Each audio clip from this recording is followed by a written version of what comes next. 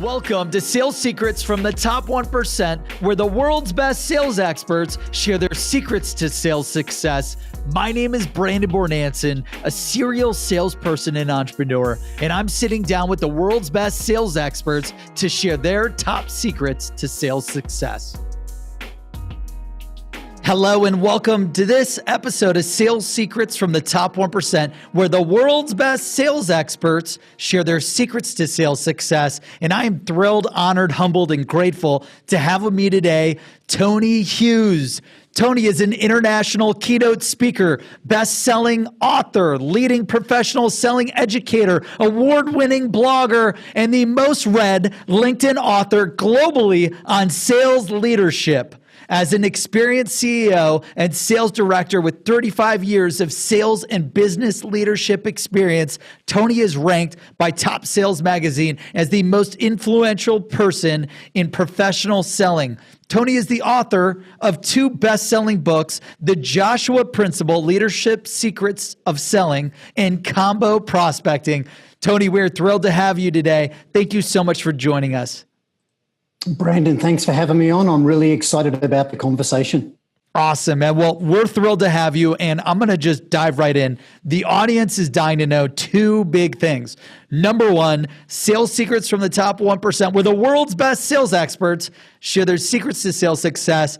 We want to know, what is your top sales secret? If you had to go back in time to when you first started in sales, what is the one thing you would tell yourself to help you maximize sales instantly? But before we get to that, the audience is dying to also know, who is Tony Hughes? Who's this top sales author of The Joshua Principle, Combo Prospecting, 300,000 plus followers on LinkedIn, my man? Where'd you come from? How'd you get started in sales? And, we'd love to just learn about everywhere that you worked in sales and all the secrets, the takeaways, the lessons, the failures that helped you level up, which we call micro secrets, to where your success is at today. So without further ado, we'd love to just get into the background, man.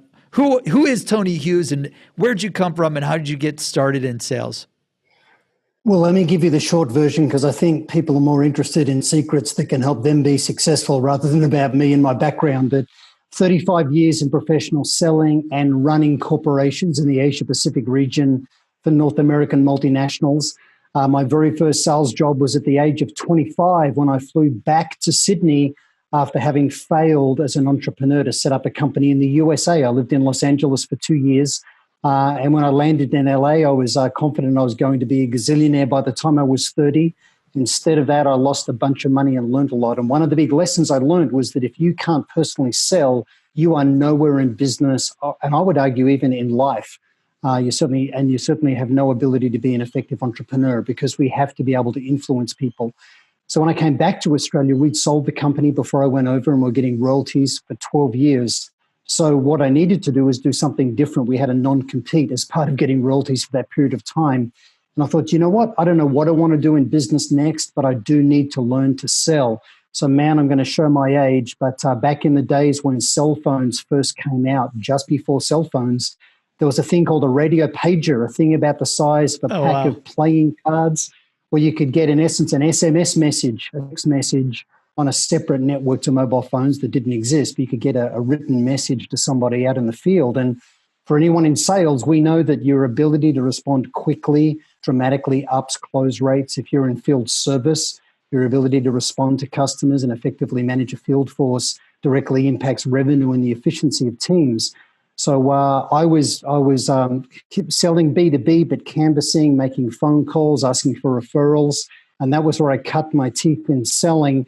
And let me tell you a bizarre story. One of the reasons that I came back to Australia, as well as me losing my business, was that my mum passed away of liver cancer at only 42. And in a 7-week period, thank you, but in a 7-week period, I'd lost my business in the States. My mother passed away. My sister was in a psych hospital. Of all things, as crazy as it seems, my stepfather got into a fight. The guy that was at my mother's funeral only weeks earlier and killed him. He was on a murder charge. The dog got run over. The car got stolen. Our biggest customer in the USA went bankrupt. And an overseas multinational had air freighted our product to Japan and copied it. and said, if you have an issue with that, feel free to talk to our 47 lawyers in Irvine. So everything that could go wrong, that could possibly go wrong. I learned that, people who say, bad things come in threes, I found they come in sevens or nines. But that was the context that I got into selling. And when I got this job at this company, a couple of the guys that worked with me, I found out later, had a bet about how long it would be before I was fired. They called me the razor blade kid because they thought I was rather depressed. But the thing was, I wasn't great at selling, but I had a great sales manager who mentored and coached me. And what I did is I learned what the input metrics were, and I worked hard, and I was very teachable. So I asked my boss, how many calls a day should I be doing? How many appointments a day should I be doing? How many calls? How many proposals do I need to be getting out? And whatever those numbers were, I upped them by 40% because I thought I don't just want to scrape through. And I ended up becoming the most successful salesperson, not just in the company's history, but in the industry's history, and managed to do things like sell to IBM at 70% higher prices than they were paying the incumbent. And that contract is still in place, if you can believe this, 3 decades later. There's still a role for radio paging. It's complicated as to why, but that was where I really learned to sell. And then I moved from there into sales management. Then I went back into selling in industries that paid a lot more money. I went from telco to IT to software, and then ended up running software companies in the Asia Pacific region. And 5 years ago, I left the corporate world when I turned 50. I left the corporate world, and I've gone out on my own on the back of the first book I published, and I work with leading organizations around the globe on helping them fix their sales revenue problem. Wow, I love that. What a hell of a story, Tony. It's incredible, man. What was the first product you were selling, and when you went through that hardship of failure? It was really radio paging. So I had probably 90 days where I just realized I need to grow as a person. And my big lesson, this is a good lesson for everybody, my first big lesson, secret in selling, is stop making it all about you and your product and your solution and you making your sale, and instead make it about the other person. We need to move away from talking about attributes about us and what we do and how it works, to instead talking about the outcomes that really matter to the customer. We need to talk the language of leaders, which is delivering specific outcomes and managing risks. And immediately at one level under that, they care about the dollars, the percentages, and the key result area impacts. So we need to focus on the results that we think that they can improve in their world, both personally and professionally. Because, the other thing for me is I got a definition for selling that I've lived with my whole life, and it's this. Selling is about making a positive difference in the life of your customer, both professionally and positively. And if that's not what we're all about, then I don't think what we're doing in selling is really ethical. It's not about trying to manipulate people. It's about genuinely helping them. But the challenge in a world that's afflicted by, ADD, where everyone's facing a white wall of noise and email, social, they just get bombarded. We need to be the signal amidst the noise. We need to find a way to break through to people, which is what my latest book is about, which is combo prospecting. We need combinations of activity to break through. So the first thing is make it all about them instead of about us. Then I learned create a great narrative, right? We need to be able to quickly focus and hook interest for them. And then we need to use combinations of outreach to find a way to break through. Wow, I love that. Yeah. Stop talking about you and talk about the customer, make a positive difference in helping prospects, and use a combo of different channels. That's incredible. And I know we're lucky to have been mentioned in combo prospecting. I love it. It's a great book. Anyone out there, make sure you pick up a copy. It's on Amazon. You could get it direct from Tony as well on his site, so make sure you pick up a few copies for your sales team. So you go through all this, and by the way, when I was in mobile, it was my second business where I lost millions, and my mom, same thing, got Alzheimer's and passed away when I was 22. Oh. So I was losing everything. I did one business that made millions, second business that lost millions in mobile, and mom passed away, sold the company. So what did you do? Because you had you said a 7X hardship. It was from all angles. I had a 2 to 3X hardship. What is the secret to not using you said the razor blade kid, not using the razor blades to call it a day and end it right there. Like, how did you pick yourself up and then move on from that? Well, adversity absolutely makes us stronger. It forces us to really make a decision. I think one of the problems for many people in sales and business today is they're dying from apathy. Things aren't so bad that it motivates them to change. It's just so bad that they grind their way through to failure. I often say to people when I run my 2-day programs is I look around on sales floors and they're just silent, and everybody's half-assing. It's a good Aussie term, I think. They're just half-assing their way to failure. They do enough to not feel guilty, but they don't do enough to be successful. So the thing for me with adversity is you think, well, am I going to go into the fetal position and just die and give up, or am I going to stand up and fight? And that's what I chose to do. And one of the biggest struggles I had is I had to realize that I was my biggest problem. It wasn't external factors. So my attitude to selling, when I would go to parties on the weekend and people would say, "Hey, Tony, what do you do for a living?" I couldn't bring myself to say I worked in sales. I was kind of embarrassed about it. And, I needed to fix that, because the truth is selling can be a noble profession. And if salespeople aren't successful in an organization, other people lose their jobs. So sales is really the tip of the spear for most organizations, and very few people understand how brutally tough it is. So I had to become a true believer in what I was doing, that it was noble, and that I needed to, you need to be lots of things as a salesperson. You need to be an engineer. You need to be a psychologist. You need to be a warrior. You need to be a great lover. Right? Yeah. It's like there's lots of attributes that you need to go and be successful. You've got to be great at diagnosing things and listening and asking excellent questions and navigating politics, helping people with a business case. You need financial acumen. Selling is this weird mashup of skills that if you can bring them together, you're of enormous value to any organization, even with what's going on in the world with automation and AI. Yeah, I love that. So you somehow find the ambition and the resilience to bounce back, fight through the adversity. And then that's when you ended up, you said, going back to, what was it, Sydney, to join Link Telco, or Fujitsu, or? Yeah, there's a company called Link Telecommunications that was paging. They're owned by Bell South. It was Bell South's entry into the Australian market. I then went to Fujitsu. From Fujitsu, doing IT, to a company called Digital that ended up getting acquired. It's funny, Digital was the market leader with tech, but they were no good at selling. And they ended up being acquired by a commodity player called Compaq, that just did PCs basically, rather than big complex mainframe and operating systems. And then Compaq got bought by HP. We live in the world of endless acquisitions. But then I left the IT hardware world and went into software and worked for companies like SAP, OpenText out of Canada. My last my mobile company that failed was like a partner of OpenText, because I was selling SMS software, and 10 years ago, 12 years ago, when there were flip phones, no one was buying it. I just got crushed. I got crushed by OpenText and a few others. It's brutal. Yeah. And anyway, in my last role, I was running probably the third biggest CRM vendor for the APAC region. And yeah. Oh, yeah. So after OpenText, you said Objective Corporation, Sugar, right?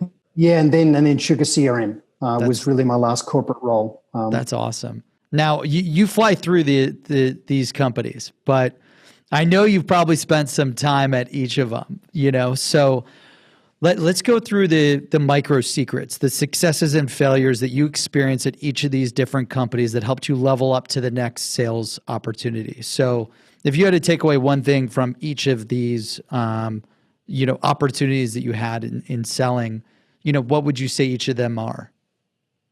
And we could slowly go through, from. Yeah, well, let's maybe talk about categories of things I was selling rather than companies themselves. So we talked about radio paging, that the whole thing there was make it all about them and get on their side of the table to figure out, are we a good fit together? So that was really the lesson there, and all of the input metrics that really drove success. When I moved into IT hardware, the big lesson I learned in that industry is that those businesses spend so much in R&D in developing product. They're hardwired to make it all about them and their product and their roadmap and the features and the functions. These are the 1,000 LinkedIn messages I get, like product. Yeah, and I've literally sat through training sessions as a salesperson where they'd go through nearly 200 slides, feature, function, benefit. And the reality is features and functions are rarely benefits, right? So one of the big things I learned in that industry is that a benefit is really only a benefit if it solves a specific acknowledged problem. You know, so that's actually a quote from Professor Neil Rackham, who's a friend of mine. That's a great micro secret. Yeah, but the reality is, unless it's solving an acknowledged problem that they've got, unless it delivers a positive business outcome that can be measured in terms of dollars, percentages, or key result area metrics, and unless it's either of those things, it's not really a benefit at all. So, and I say to people, stop using the word benefit because it's a sales term and it's too erroneous. Think about, is this a customer outcome, right? Is this a positive customer outcome? Because unless it is, it's not a thing we should really be talking about. So, what I learned was we need to think about industry verticals. We need to clearly define what an ideal customer profile looks like. There'll be attributes of organizations that mean they're a typically good fit for us. Then we need to really think about the buyer personas that we're going to be working with inside those organizations and have clarity about how we can improve their life professionally and personally. And that's what we need to lead with. If we do that well, they'll say, actually, well, so Tony, how do you think you can help me in that area? What is it you guys do? And now they're ready to listen. So lead with why the conversation matters, lead with the outcomes we think they can achieve. They'll then want to hear about us and how we do it. And that's a much better way to drive the conversation. And when I moved into software, so let's move away from hardware to go to software. The big thing I learned in the software industry is unless you are really good at helping people build the business case for change, and unless you're really good with helping them gather consensus inside their own organization, and unless you solve a big, serious problem, you're not going to go and do serious business with people. So the size of the order or the commitment that we get from the customer directly relates to the size of the problem that we're solving or the size of the opportunity that we're helping them realize. And we need to be very good at helping them with their business case. So some of the software I sold for quite a few years was document and records management software into big enterprises and government. And what does that mean, by the way? Like to keep it organized or what? Yeah, so for all organizations, they'll have their ERP systems, Oracle or SAP that are running all the transactional piece and HR systems, but they've got enormous amounts of content that sit on shared drives and portals and collaboration sites. And most office workers spend 20, 30% of their time looking for content that already exists, but they don't find it, they recreate it. No one knows which is the right controlled version or copy of something. Yeah, no one can find anything.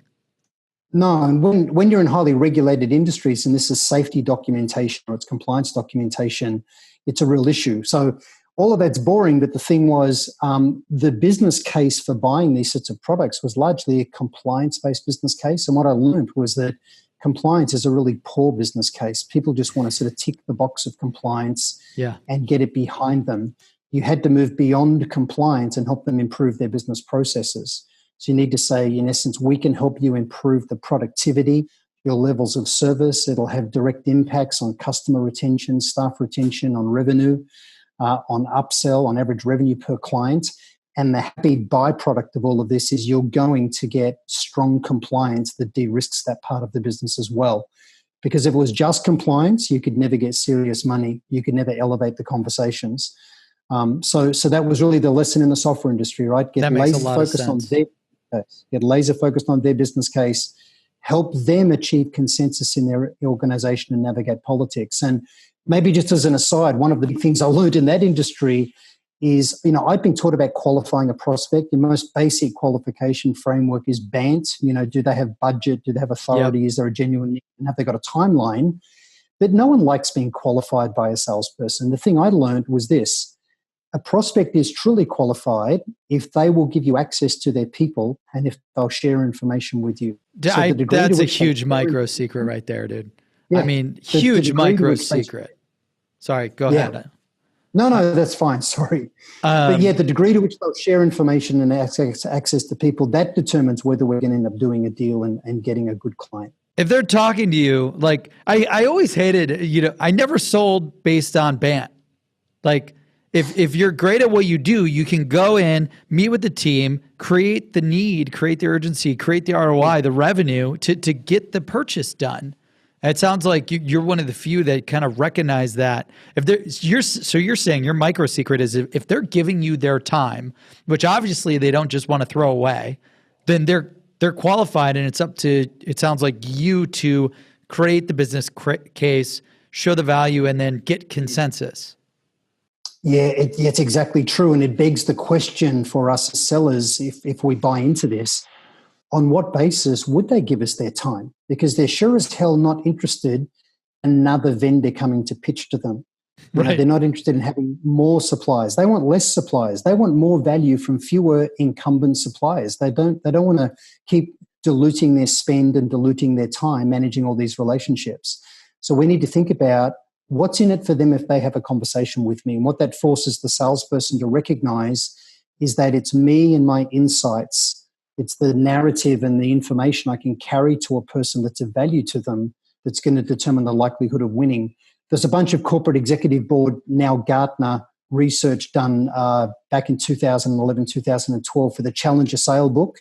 But what they found was that more than half of the influencing factors on why a customer goes with one supplier over another, more than 50% of why they selected that winning party is the way that organization engaged with them, rather than what it was that they were selling and the price they were offering. Price was less than 10%. More than 50% was the way they engaged. So for sellers, we are the biggest point of difference. And it's on us to become industry experts of our customers' industry. And when we engage with buyers today, they expect three things. They expect us to truly know them. They expect to then tailor the information on that basis. And they expect us to be mind readers and anticipate what would be important to them. And that's tough for a seller, but it's why it's important. Those are great micro secrets. Yeah. You know how many times getting the emails, I want to meet with you to learn what's important for you. It's like, dude, do you not see what we do? Do you not see what we do on the website? You tell me you tell me what we need to do to grow the business, I love that. And then with the Challenger sale, because I've read it, you've read it, a lot of people have read it, but there may be a lot of people out there that haven't read it. You said, the buyers that approach them a certain way, or the sellers, what do those sellers do? Or are you saying, hey, they have to know them, tailor, and anticipate and read their mind? Was that like the key takeaways from Challenger? Yeah, exactly. Got it. Okay, cool. Yeah. And then you need to take a point of view. That the whole idea of Challenger was go and challenge their status quo. Now, you don't want to be a bull in the china shop, with the way that you do that and insult people and put them offside. They're thinking, how the hell, how in the world do you think you know more about my business and my industry than me? I've been in this for 17 years. You're a rep from another industry. So we need to be very careful. But everyone's interested in what others, we don't want to betray the trade secrets of one competitor to another. We never want to do that ever. But they're interested in what other businesses similar to them are doing to solve similar problems. And they're interested in how others are getting better results. And we can bring a perspective that often they can't get themselves. So it's just why it's so important to think about industry verticals and do our research into the industry, the company, and the individual in their role. And that makes us think about buyer personas. If we're selling to the CFO, we need to know, do you know what? Every CFO across every industry definitely cares about these 7 things. And then in this particular industry, they're very focused on these other 3. And you go, great, well, what's my point of view about how they could improve important, worthwhile results in that area? So where we find the intersection between what a company and an industry is trying to achieve and the person in their role with their own KPIs, we find the intersection of those 2 things, and then find the third circle that intersects with those 2 things, which is our insights. Where's our expertise? And if we never talk about our company or product in those initial conversations, if we can work out how to have a conversation based on those rules, we can engage with really senior people very effectively. Yeah, I love that. And you had mentioned, You have to create the business case and you have to get consensus, and prospects want insights. So what's the fastest way for the audience, if they're doing a pitch, whether it's software company or manufacturing or financial services, whatever it may be, in your opinion, what's the fastest, smartest way to create a stone cold, perfect business case? Well, the business case has got to be created by the client. So, a lot of people will use ROI calculators and say, let's fill in this Excel spreadsheet. Yeah. Here's your business. I've got one of them. We literally have one on a landing page. I've got one of the ROI calculators. Yep. Yeah. And that's all okay, but that's not the business case that they believe. And that's why we need access to people. So, the thing I say to organizations is you need to engage at the most senior practical level for the owner of the problem and the controller of the money. Now, that may not be the CEO, right? It could be the CFO, it could be the head of HR, head of sales, head of marketing, but someone in that CXO suite. And the thing is, you just want to say to them, hey, I've got some ideas on how I think you could improve results in this area. Some of the organizations I'm working with are achieving these kinds of things. Would it make sense to have a conversation? And if that conversation goes well, the thing I'm going to ask of you, and we only need 20 minutes initially, but the thing I'm going to ask of you is access to some of your key people so I can go away and explore what the business case would look like and bring that back to you. All right. So what you're doing is you're talking like a leader. You're talking like you care about their results and them having a business case before you're ever going to try and sell anything. So it's a case of what I call generating a hypothesis of value for that buyer persona as the way that you earn access to them initially. And then the big thing you want out of that initial meeting is you want sponsorship, and access to the people under them that will validate a business case in that person's mind. And you want to go on a line around serious results they're trying to improve or problems they're trying to solve. Yeah, that's amazing. So when you're working with them to get the business case, let's just say you're working with a user or an influencer, they helped give you all the insights that you need, working with them to build that business case. How do we, budget holder, decision maker, CFO, users across the board, as selling your complex software solutions at SAP and Sugar and OpenText, like there's tons of people involved. What's the fastest, easiest, smartest way to map the org and get consensus in your opinion? So what all of us need in any big complex sale is we need an inside coach. Now, that doesn't mean there's anything corrupt or bad going on, but we need someone inside their organization that genuinely believes that we are the best option for them and that they're driving an agenda for change that's a winning agenda. There's plenty of people in organizations trying to drive losing agendas, right? So we've got to attach to winning agendas and serious business case, right? So, and the more senior that person is, the better. So, one of my secrets, it's not really a secret, it's just common sense, right? But if you start low in an organization, maybe think about starting super low, because the super low people won't become blockers. The problem with starting in the mid tiers is you end up building relationships with people that then try and deny you access and block you. And they try and carry the business case and the message without you, and they fail. So if you just want to gather information, obviously look around an organization, other suppliers, people in your network, do your research. Really junior people are often free with information, which is good. Yeah. If you start at and they have time too, right? They do. They're easier to get to. But if you start at the middle management ranks, my view is it's often a very big mistake because they end up blocking you. They're not really connected to the power base inside the organization. Jim Holden, many years ago in his book, Power-Based Selling, talks about this invisible political and economic power base over the top of the org chart. It's very hard to figure out. So my view is start as high as you possibly can, get sponsored down so you can then carry the business case back to that person. You start at the middle level so you get blocked. And then you basically want to get a sheet of paper or on a whiteboard and just ask the person you're dealing with, hey, can you just draw up what the organization looks like and who it is that we need to get on board if you are going to change results in this area? I want to help socialize this inside the organization. I want to make sure that every stakeholder inside your organization can see what's actually in it for them, because they may have to partially fund the initiative. They'll certainly have to give some time and effort from their people with this. So that's really what you're wanting to do. And it's just a case of find an org chart. A lot of organizations, big ones, publish their org charts. So even print those out, but think about what's the invisible power base overlaid on that org chart. And for each of those people, think, are they friend? Are they foe? Are they neutral?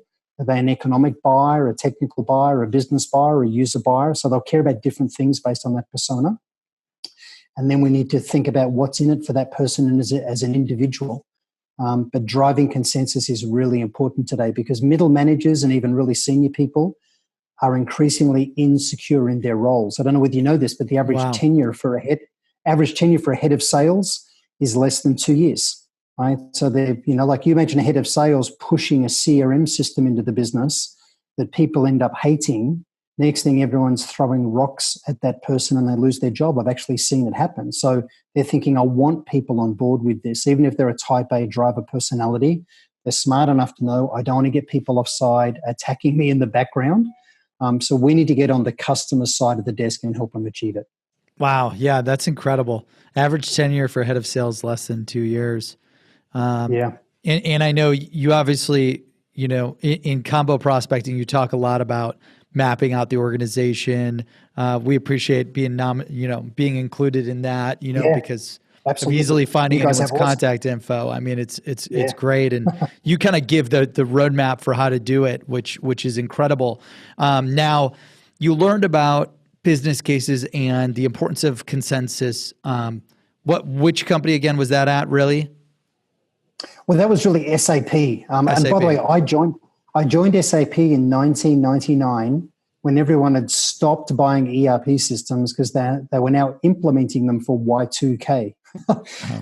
Boy, did I have to get good at building business cases because they weren't buying automatically because they were worried about, the risk of Y2K compliance. I remember that. Wow. And then, so that helps you maximize your success. And then what was next after SAP? From SAP, I then went to OpenText. I actually went to a company called Hummingbird that got bought by OpenText. I'd also managed an SAP archiving imaging software provider, but again had to build a business case around accounts payable automation. And again, it was just this relentless thing. And I was then running companies by this stage. So I was running the Asia Pacific region. You basically would take that company and take them to the Asia Pacific, right? Yeah, or turn them around, right? So I get hired because things are broken. That's the problem in life. If you do well, you just get given more difficult things to deal with, right? Until they burn you out and chuck you on the scrap heap and go get the next person, right? So the trick is to avoid getting burnt out. But the thing I'd say in every company, I would say, stop talking about our product. Stop acting like the reason they should select us is because our product is best. Our product's great, but there's other products that are also great that will do the job for them. Make the reason they should work with us instead of our competition. Make that reason we know them best. We are the lowest risk. We've helped them with the business case. We can help them drive change management effectively. We can help make sure they get adoption. So if the customer believes, you know what, you're the ones that best understand us, you've helped us with the business case, you know our people, you're a really good cultural fit, we can see how working with you is going to help us go get the result, and your product's fine. That's why you win business. People obsess about the features and functions or attributes of what they're selling, but all the customer, in the eyes of the customer, we all look pretty much the same. Like if you're going to buy an ERP system, SAP, Oracle, who cares? If you're going to buy a website creation tool or an e-learning platform, you go look at them all and you just get sort of bewildered with, all of the information. We go, do you know what? There's half a dozen of these vendors can all do the job for me. Yep. Who am I going to go with? And you don't want the answer to be price.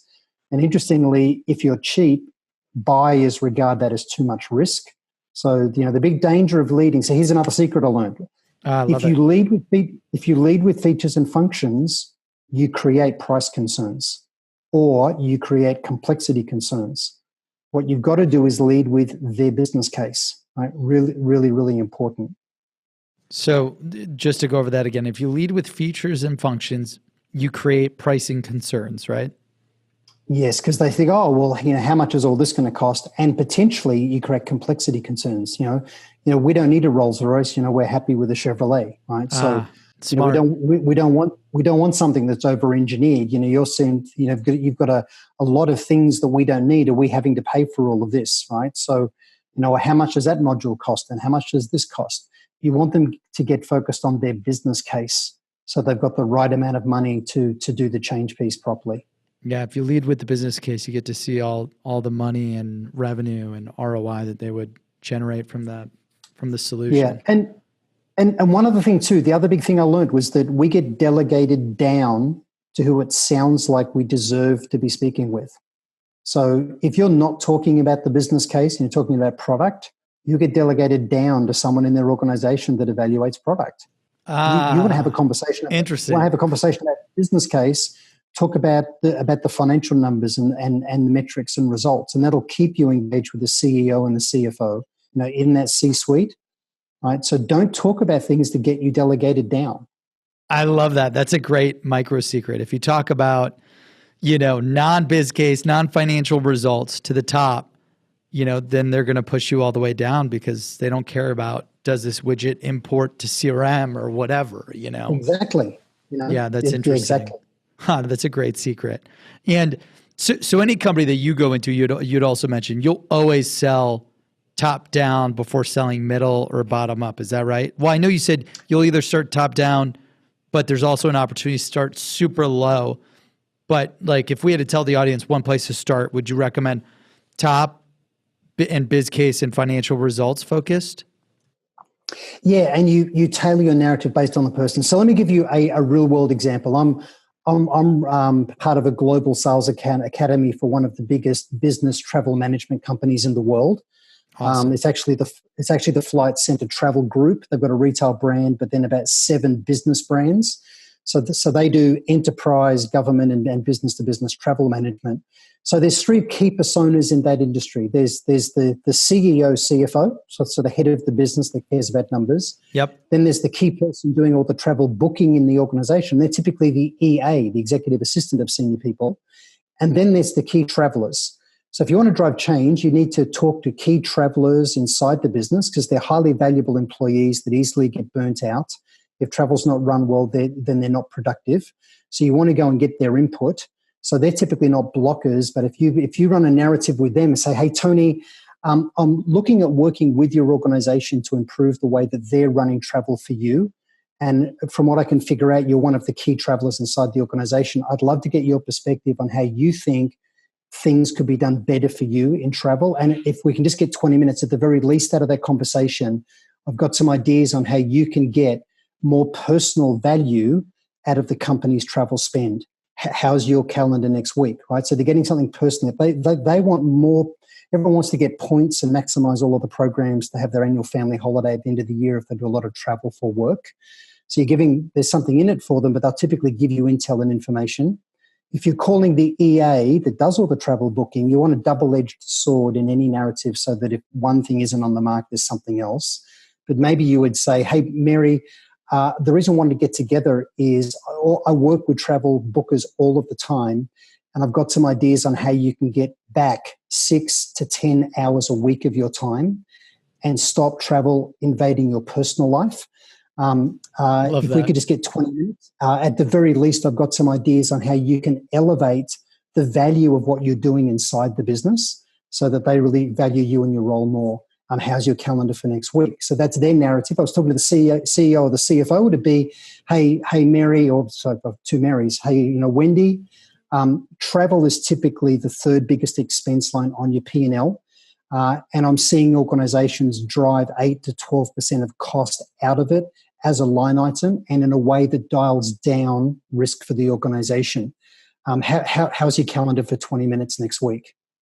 Right, so you can see they're 3 different narratives, even though Totally you're doing different. the same thing. Love it. But you're focused on the outcomes that those 3 different people care about. So unless you understand your buyer and you create good buyer personas, and then a baseline hypothesis of value about why they should give you access or give you their time, unless you do that well, you're unlikely to be successful. If you call up and say, hey, Frank, we're the global leader in travel management. Can I come and tell you about the joys and wonders of our solutions? Right. They're just thinking, no, thanks. I've got no time I'm pretty sure we got that covered. Let me delegate you down to our procurement department.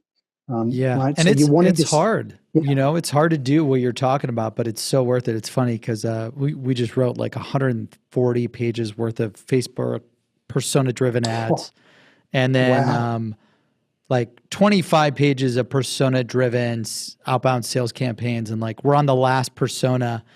It's exhausting to do a multi-channel email, calling, social selling, texting, video, hyper-personalized sales campaign like you're talking about.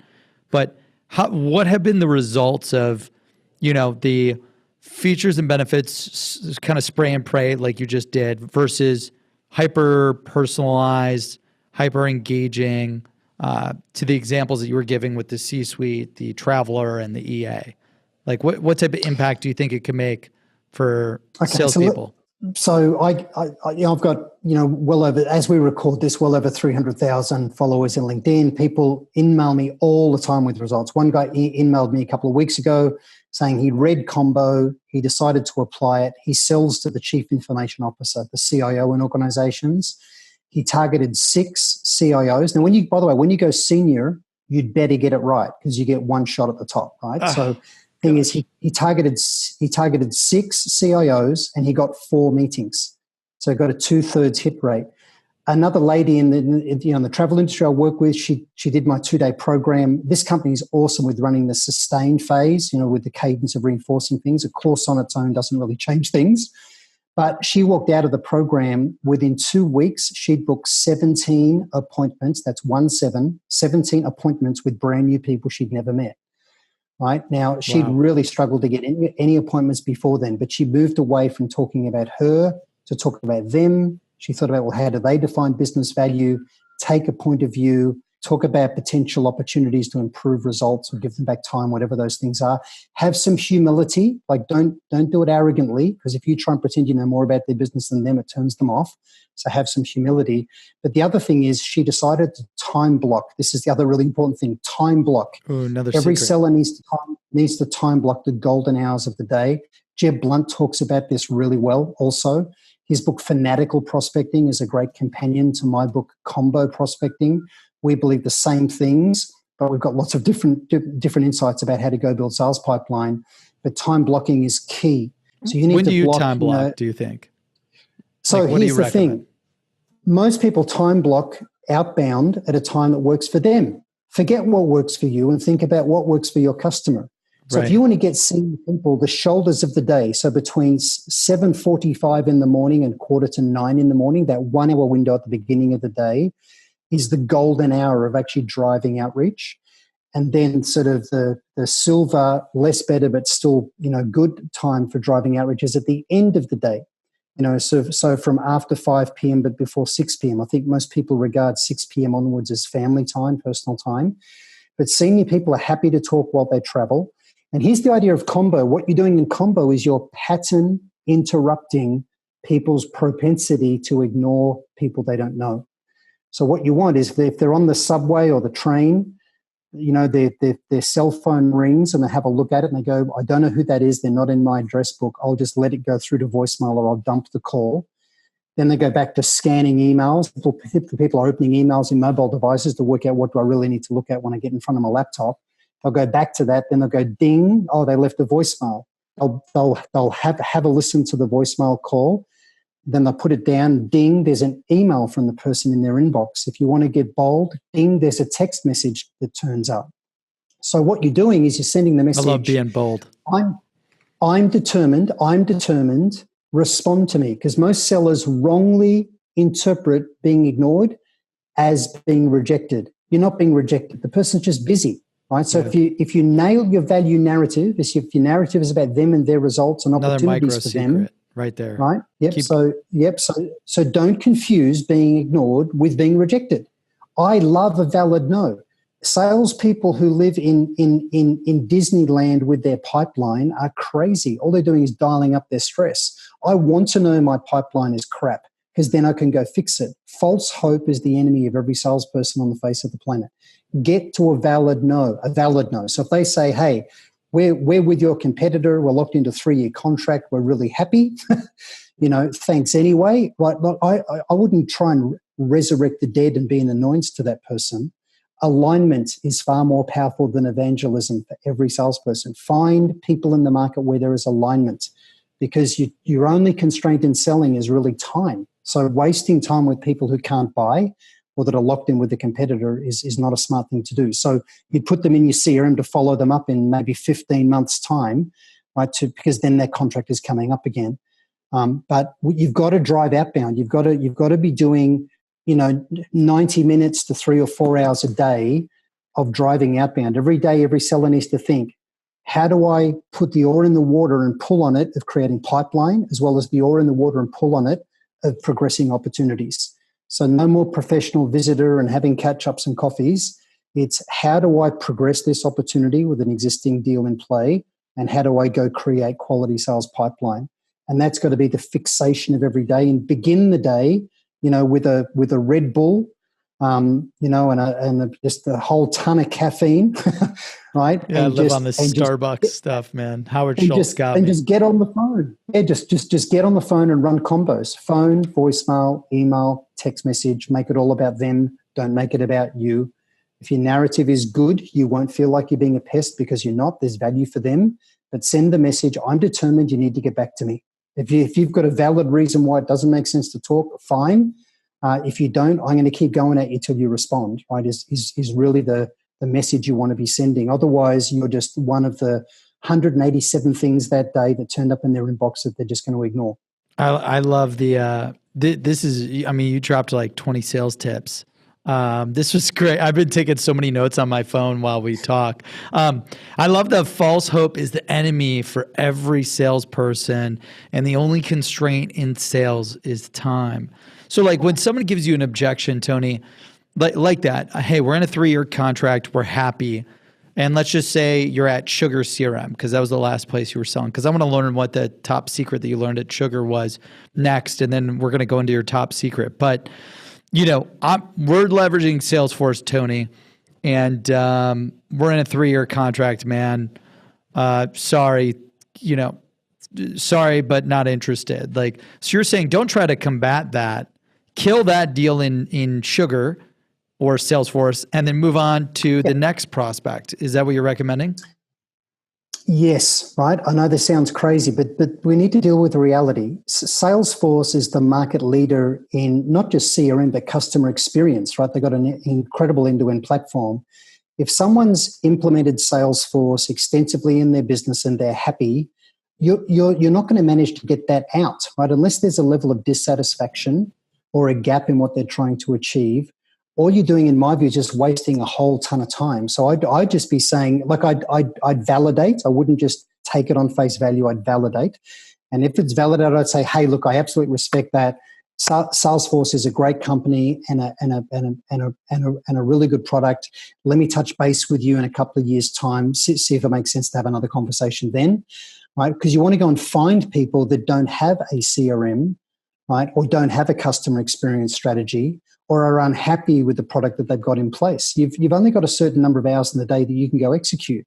Yeah. Why would you drag your whole organization resources into somewhere with a minuscule probability of converting to revenue, where you're playing up against the clear dominant market leader, that's spending more on R&D, has strongest brand, has more features and functions, has better footprint. Like at every level, if I was in CRM, at every level, if you try and take on Salesforce head-to-head, you're going to get slaughtered. Maybe Microsoft Dynamics with their LinkedIn acquisitions got a strong story to tell.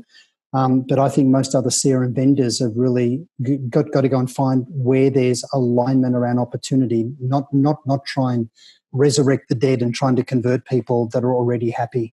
Yeah, no, that's great. And I completely agree. I love killing deals fast, like you had mentioned. Kill the deals fast. There's so many buyers out there.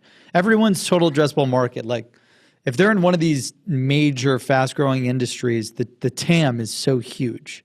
So try to overcome the objection, but keep moving as fast as possible on to finding the value in the buyers that are ready today.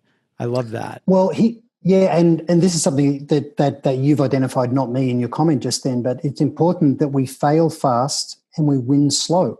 A lot of people, fail slow because they don't listen to a real no, Yeah, validate and I then call it move on. smoking the hopium. They Oh man, smoke the hopium, like hoping that these deals that have been sitting in Salesforce for 72 days with no response are going to close. Like, dude, that deal's not closing. You pushed it out 7 times and no one's gotten it's back to you true. in 90 days. It's true, right? So fail fast, win slow. So like if you've got a live one, get in there and help them with the business case, identify the people in the power base, build consensus. Because Love moving that. slower will help you close the deal faster if you're doing those things right. Awesome. So let's move on. The last place that you're at before for launching your own company and doing all these great things that you were doing was Sugar CRM. I'm curious, what was the biggest micro secret or success failure that you experienced there that helped you level up to launching your own company today? Like, just curious to learn more about that. Yeah, look, probably the biggest, and interestingly, I do a lot of work with Salesforce now as one of my clients, right? Yeah. So the interesting thing for me was that Sugar was typically much cheaper than Salesforce, right? So implemented, maybe half the price. Wow. And the thing that staggered me, and it would do the job, right, for most of the people that we were talking to. And yet we just continually lost to Salesforce. Right? Now the reality is we lost because we got outsold, is the reality. But what I learned was a really bitter lesson, is that low price reinforces perceptions of higher risk or of inadequacy in what's being sold. And where we choose to position price is incredibly important. So, Salesforce do have the best product in the world. They're a beast of a sales and marketing organization, right?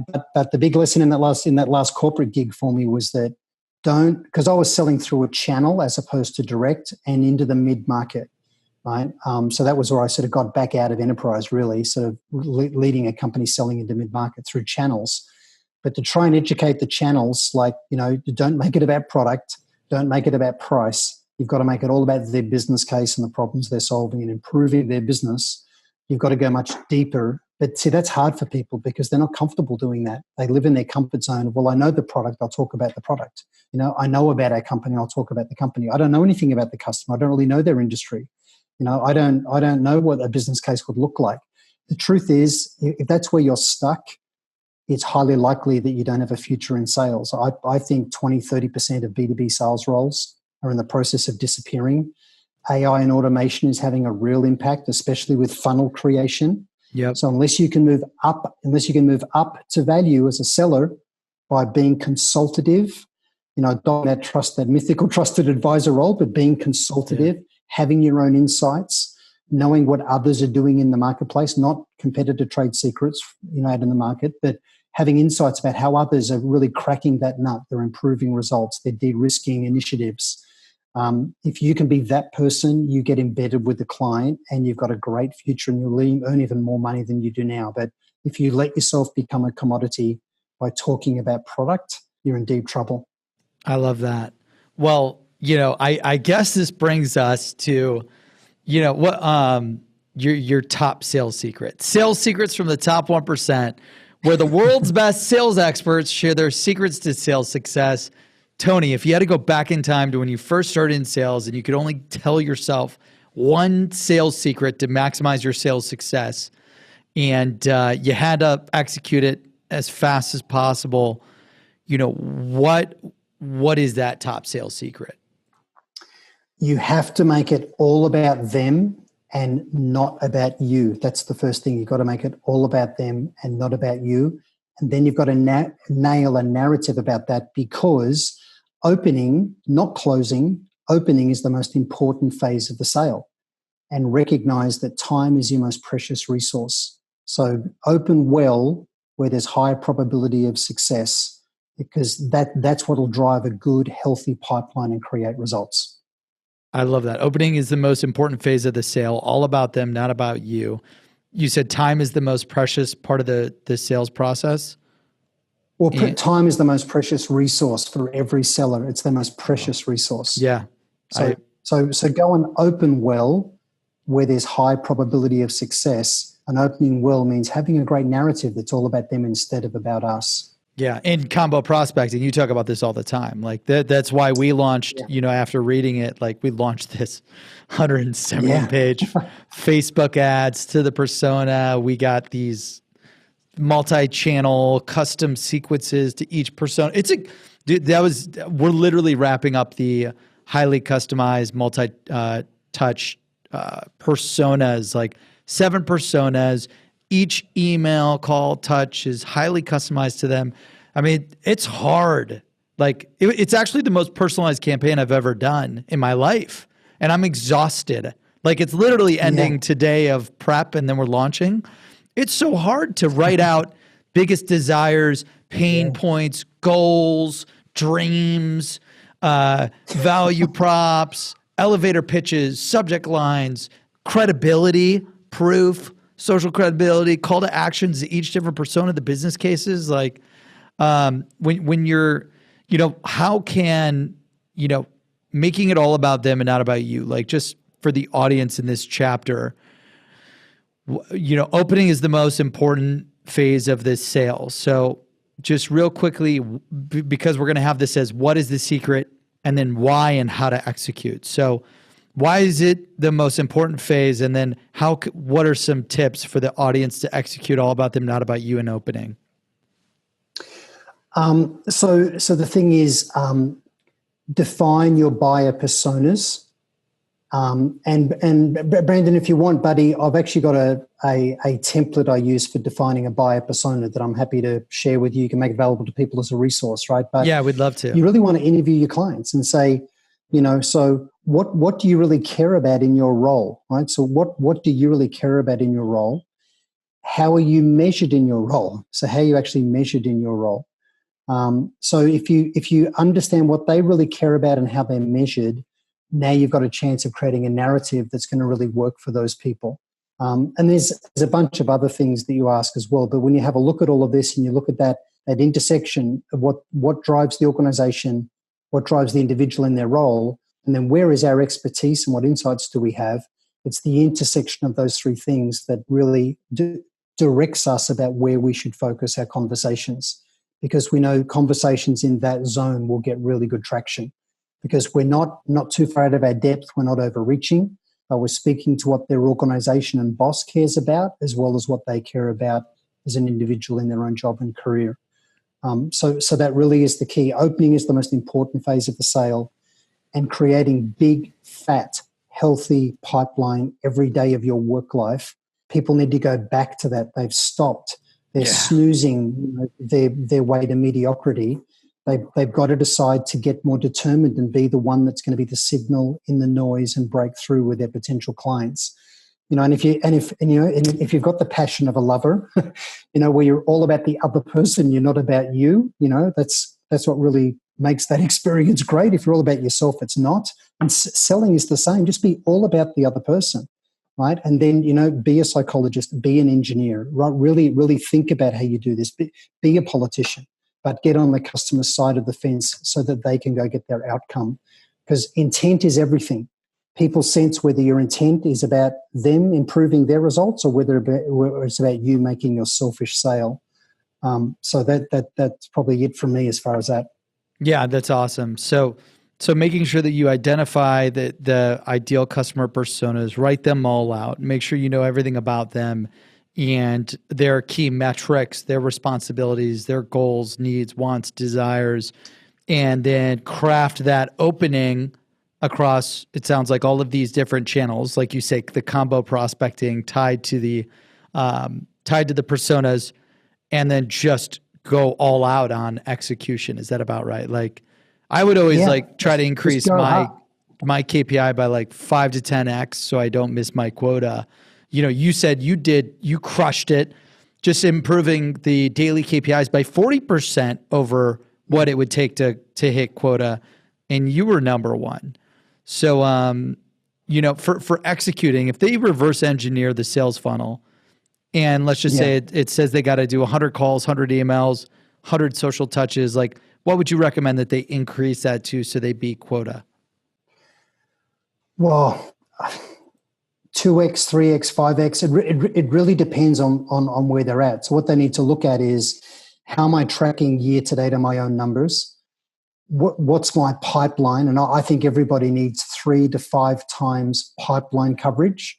Okay. So if you're measured quarterly, you go, okay, what closable business do I have this quarter? What's closable this quarter? And unless that's 3 to 5 times what your number is, what you've got is inbuilt stress and pressure, in what you're trying to do. If you've got good, fat, healthy pipeline, you focus where there's alignment and you take all the desperation out of selling. So managing the strategic sale is a whole nother conversation. But if you drive big, fat, healthy pipeline, is kind of a cure of all ills. Always. It covers a multitude of sins. So, even if you're not that great and you're still making mistakes and improving, if you've got a big, fat, healthy pipeline, you still make your number. If you don't have a healthy pipeline, you screw up one deal or get something wrong, now you've missed your number. Yeah, I agree. Like when I think about it, just because I love like working out and trying to eat healthy, like if I couldn't work, like if I had to pick between eating healthy, working out, running, whatever, lifting, like if you just ate healthy every single day, 7 days a week, like you'll be super in shape. Like, I think of like the one thing that you could do to maximize your success in sales. It's like you talk about building pipeline, prospecting, doing the outreach. I mean, that's absolutely critical. Opening as many conversations as possible. I love that. Okay, so last question, Tony, and then I want you to share where the audience can follow you, subscribe to you, learn from you for more. What the hell did you do on social to get over 300,000 followers, subscribers, readers? I mean, that's incredible. Like, I've only interviewed a few other people on the show that have that type of audience. Like, how did you do it? What's the secret? Well, let me jump to the end of this story and give you a punchline. I nearly died just before Christmas. I remember seeing this, man. Lying in an operating theater, watching the cardiologist operate on my heart, and I was awake through the whole thing, but I was 99% blocked in a key artery to my heart that makes it work. It's a heart muscle rather than the blood through the heart, but feeds the heart as a muscle so it can pump. And he said to me afterwards, I was literally a hair's breadth away from dead. And that was the result of a lifetime of half-assing myself to being healthy. I was doing enough. So sorry, by the way. I remember when you posted that all on LinkedIn, and I reached out a few times because I was worried about you, and I'm just glad you're so healthy, healthy today and recovered. But keep going. Sorry, don't want to interrupt. Well, but here's the thing. Like I ride a road bike, as a way of staying fit. So in the last week, I've ridden 200 and something kilometers. I'm back on the bike now. I've been back on the bike for 5 weeks. It's amazing. But the thing is, I was still riding a bike. I water ski. So I'm a water skier, wakeboarder, bike rider. Yeah, I used to do karate. All of that stuff, right? So, and people would look at me and go, "Man, you're really fit." But here's the reality: I wasn't sleeping enough. I was always on 24/7, which is how I went and built, well over 300,000 followers in LinkedIn. Being always on is not good for you, right? And I wasn't eating well, doing a lot of travel. I've got huge clients all over the world, so a lot of travel, eating a lot of bad food, drinking too much alcohol, not getting enough sleep, being always on, being stressed. And the thing is, you can do that for a little bit, it doesn't matter. But if you have the habit of that for a lifetime, it's what kills you. And that really is true for salespeople. If you don't have the healthy habits of getting in early, being the first one into that office, getting on the phone, driving combos, building pipeline, if you don't have the habit of thinking, for every meeting I go to, I'm not a professional coffee drinker, I'm not a professional visitor, I've got to create progression in every interaction. What's my agenda? How am I going to create progression? What's my ask? What is it that I want? If I'm not being clear about those things, if I'm not a professional updating my CRM after every interaction, how the hell can I call myself professional when I don't keep a system of record? If I'm not reading every day and improving myself, I could go on, right? But the thing is, if you don't have those habits every day, it'll eventually kill you in your career, like it eventually nearly killed me with my health. So I, like you, have committed to not just wishing I had lower cholesterol, not just wishing I wasn't quite as heavy. I've lost 20 pounds in the last 8 or 9 weeks. Wow, and I'm congrats. fixing up to think, well, it's either that or I die, right? I'm not going to die tomorrow, but I sure as hell probably won't see my grandkids. I may not walk my daughter down the aisle when she gets married. So for me, I've made the decision I'm going to do every day the input activities that'll create the life that I want for my health. And sellers, managers, leaders, entrepreneurs, business people need to do the same thing. If you're the owner of a business and you go, do you know what? I'll retain my people if they feel I really care about them, I have an emotional connection. If that's something you decide is true, then you need to create the daily, weekly habit of spending personal time with your people, asking about their family, their personal life, their interests, rather than just having your blowtorch out that you're applying to them for results. If you decide that's an important thing, and if you have that as a habit, you go, wow, I'm now retaining my people. They're better engaged. I'm getting better productivity because I'm driving the input metric that creates that outcome. So, the short, that was a long answer. The sort of bottom line with all of this is 4.5 years ago, I decided I needed to get serious about my brand. I had good IP, but no one really knew me. And I've looked at what would it take to go and be the number one in the world. Now, I don't have the most followers in the world, but I think I'm the most read. Yeah. And I've been ranked the number one influencer by a number of organizations in the last few years. But I thought, what will it take? And I decided I had to publish an article, a long-form article, every day. And for 7 months, I published a long-form article every single day, even when I was on a holiday in Vietnam, vacation in Vietnam with my family for 4 weeks. I was still finding Wi-Fi and on my laptop typing away. Idiocy. I should have been having a holiday with my family, right? But the thing is, you've got to figure out what does it take to be successful. Ask yourself, am I willing to pay the price? And then disciplined execution. Don't deceive yourself. Salespeople just think, you know what? Yes, I'm prospecting every day. If you sat and watched them, they spent 17 minutes, on the phone doing prospecting. It's right. A joke. It's a joke. But they'll tell their friends. They'll tell their friends at the pub, I'm driving outbound and prospecting, and it's really hard, and no one answers the phone. And the truth is, they're not doing a 20th of what they should be doing if they want to expect to be successful. So daily input activity, absolutely. So you said 4.5 years ago, look, I got to dramatically maximize my brand, and I'm going to write every single day long form content on LinkedIn. And then that, by staying committed to I preach the daily activity for everything. What are your goals? What is the daily activity required to hit them? So you figured it out. How did you come up with it would be a long form article a day would accomplish that? Or was it a guess? Or did you see other people and what they were doing? How did you come up with that, backwards math? I had a person in my life that has sworn me to keep that person anonymous forever. But they challenged me and mentored me. They loved my IP. I was actually mentoring them, and they reverse mentored me. They said, "Tony, your IP is the best I've seen. I've read. My one book at the time is awesome, but no one's heard of you. When are you going to get serious?" And I just groaned and rolled my eyes and thought, who in the world has any time for all of that narcissistic blasting and spamming in social media?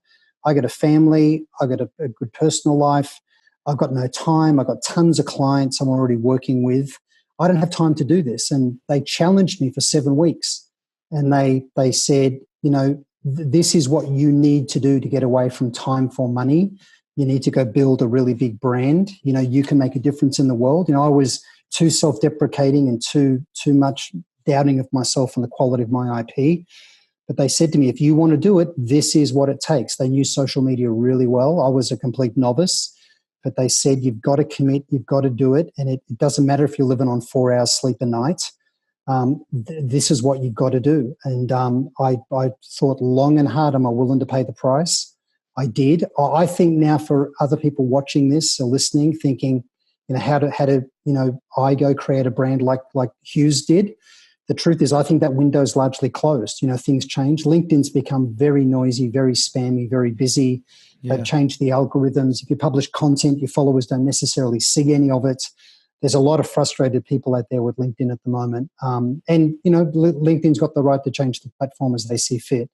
But, with everything in life, whether it's an opportunity with a prospect or an opportunity to build a brand, any business opportunity, there's always a window, and you've got to execute within the window. That's this whole thing of time is really precious. If there's a window, run like hell, while you can, is really my advice. I love it. We're ending on that. Tony Hughes, where can the audience learn more, connect, and subscribe for more sales expert secrets from the master himself?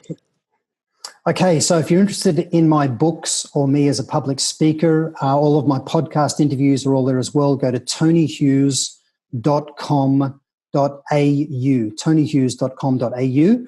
If you're interested in my sales methodologies and IP, so RSVP selling and combo prospecting, go to rsvpselling.com. And the other place to find me is in LinkedIn. So just Google Tony Hughes and I'm sure you'll find me. There's a bunch of us, but it should come up pretty well near the top. And I've also got a YouTube channel. So if you just Google RSVP Selling in YouTube or me, you'll tend to find that channel.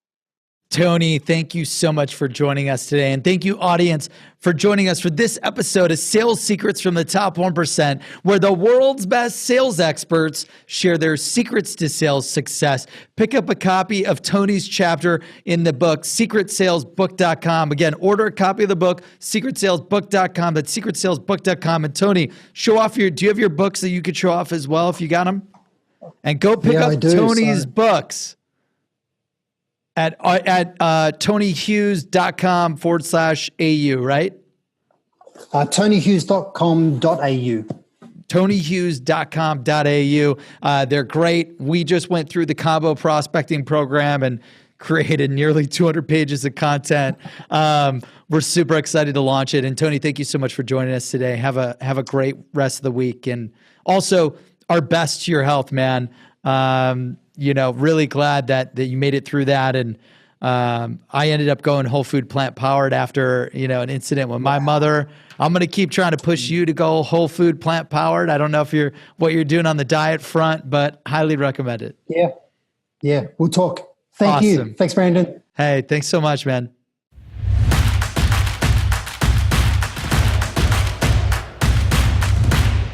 Thank you for tuning into this episode of Sales Secrets from the Top 1%.